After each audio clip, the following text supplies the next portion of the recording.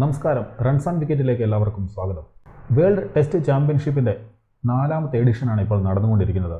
2025-27 വരെയാണ് ഇത് നടക്കുന്നത്. ലീഗ് ടേബിളിൻ്റെ തലപ്പത്ത് കളിച്ച 3 മത്സരങ്ങളും ജയിച്ച ഓസ്ട്രേലിയയാണ് ഉള്ളത്. ഇന്ത്യയാകട്ടെ 5 കളികളിൽ നിന്ന് 2 ജയവും 2 തോൽവിയും 1 സമനിലയും അടക്കം 3ാം സ്ഥാനത്താണ് നിലകൊള്ളുന്നത്. ചാമ്പ്യൻഷിപ്പിൽ ഇതുവരെ ഏറ്റവും കൂടുതൽ റൺസ് അടിച്ച താരങ്ങൾ ആരൊക്കെയാണെന്ന് നിങ്ങൾക്കറിയാമോ? നമുക്കതൊന്ന് പരിശോധിക്കാം.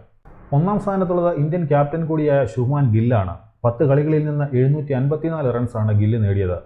2ാം സ്ഥാനത്ത് ജോ റൂട്ടാണുള്ളത്. 9 കളികളിൽ നിന്ന് 537 റൺസ് ജോ റൂട്ട് നേടി. 3ാം സ്ഥാനത്ത് ഇന്ത്യയുടെ തന്നെ KL രാഹുലാണുള്ളത്. 10 കളികളിൽ നിന്ന് 532 റൺസാണ് രാഹുൽ സ്കോർ ചെയ്തിരിക്കുന്നത്. 4ാം സ്ഥാനത്ത് ജഡേജയാണുള്ളത്. 10 കളികളിൽ നിന്ന് 516 റൺസ്. 5ാം സ്ഥാനത്തുള്ളത് ഹാരി ബ്രൂക്കാണ്. 9 കളികളിൽ നിന്ന് 481 റൺസ് താരം സ്കോർ ചെയ്തു.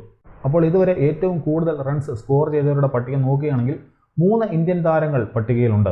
ചാമ്പ്യൻഷിപ്പ് തുടങ്ങിയിട്ടേ ഉള്ളൂ. തീർച്ചയായും ഈ നിലയിൽ മാറ്റമുണ്ടാകും.